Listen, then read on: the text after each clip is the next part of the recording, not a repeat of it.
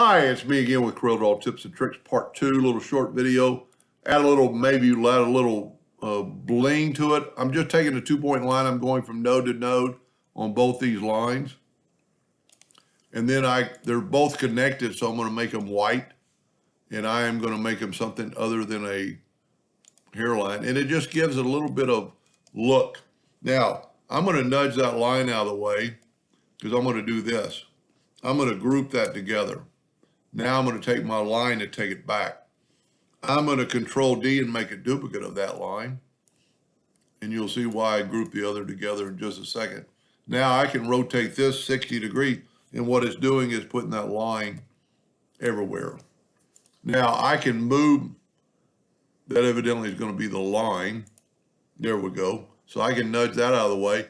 I'm going to bring in a yellow box, or you know what, let's make it a green box. Go up to order, back a page, and there's our line. And evidently didn't go all the way around. But we can very easily do that just here. Just Control D and make a duplicate and rotate it to 300 degrees. Whoop.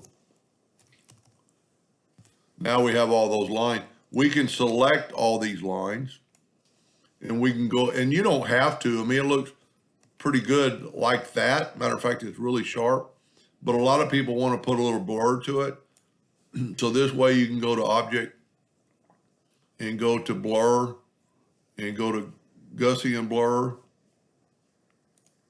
just a little bit. And by doing that, you haven't blurred up your blue. So now we'll move that back. And if you look, if it was printed, it looks like it's a little bit fuzzy. Anyway, I hope that helped a little bit. Thank you for watching.